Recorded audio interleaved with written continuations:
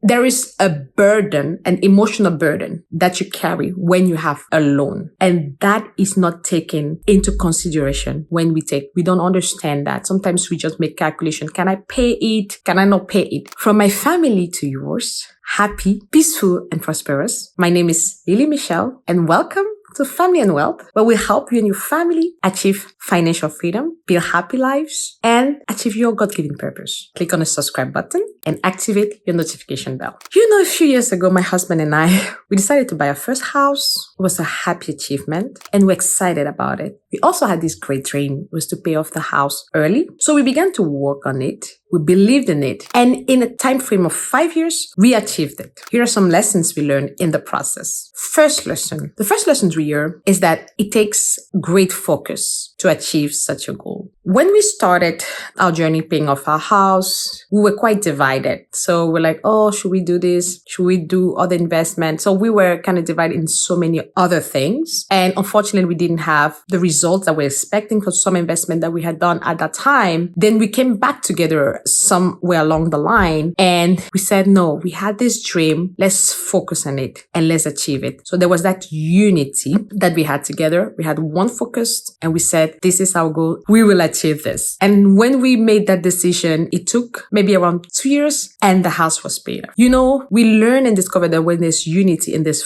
great intensity and focus, things begin to align towards the goal. You begin to see money coming to you in different ways to help you achieve that. And if you believe in God in that season, God will make things to work towards that goal and work towards what you have designed or you have decided to do together. The second lesson we learn is paying off your mortgage early will yield significant interest saving. Let's take an example. I say your original loan amount is about $500,000 and then the term of the loan is 30 years, interest rate 6.5. That's what it is these days, or even more. If you pay that house in 30 years, you will have paid $1,137,722.44. Let's say in 30 years, you sell the house at twice the price. You're not even breaking even. Cost of the loan, you're selling it at a loss. And I think that's something people don't necessarily calculate when they evaluate whether they're making money on the sale of the loan. They usually go with this purchase price, but they don't include the interests. Let's say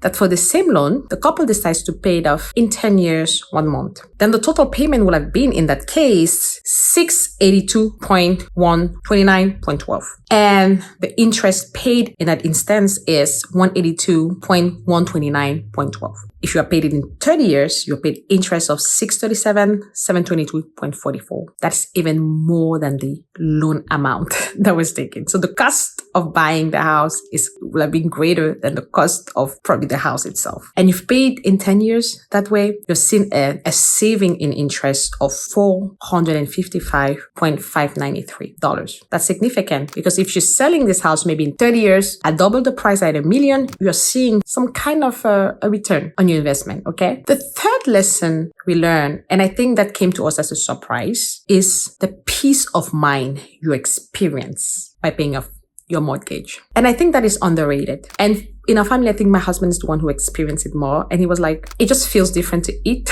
in a bed of home. It feels different to sleep in a bed of home. But the emotional burden that you carry, you don't account for it. It's that emotional burden that will create, this is later, stress. It goes into your working life. You're stressed at work because I have bills, man. I just can't afford not to. I have to pay the loan. I have to work. It leads people to be in toxic work environments and they feel like they can't leave, or they are in a job that is not fulfilling. They will have wanted to do something else with their life, but they cannot leave because there's lots of loans on them, debt, consumer debt, all sorts of debt on them. And this is underrated and it's not taken into consideration. A lot of financial gurus do not account for this specific thing. And you receive advice like, oh, it's just about the interest rate. It's just about this. It's just about, but what about the emotional burden you carry when you have a lot of debt? What about the impact on your family? Most people just want to have happy lives. They want to have happy families, have a good relationship with their husband,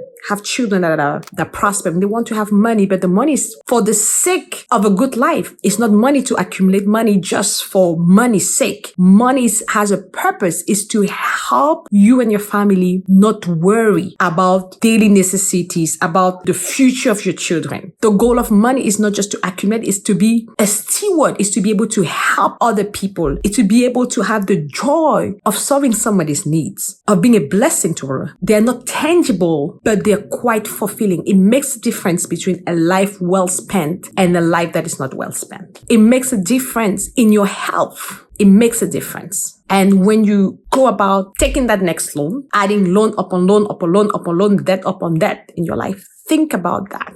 People divorce, not the same because of money problem, but it's not really the money. It is the lack of communication, the lack of unity, the lack of transparency. A healthy couple can go through a lot together if they love each other, if they're transparent, and if they're working together. You can go through loss together. It's not just the money. It's about the peace. It's about the unity. And that unity is a key factor into building wealth in the context of a family. The last lesson I will share today is paying off your mortgage early helps give you flexibility for other financial goals. Because again, I think for most people, mortgage is probably the biggest expense or one of the biggest expense on your budget. And, having that saving, of course, you still pay taxes when America, you still pay for the tax. But removing that expense makes a lot of room for investment. Again, you can take advantage in the context of your family with your husband of the unity and thinking, bringing your minds together and think about what is the next thing that we can do together. You can pray together about it and decide on the course of action. What investment do we want to have? And it's a good thing to be a millionaire. It's a good thing to be a millionaire and think about how can we grow the wealth together. We have more money and the sky is the limit. I hope this video was helpful.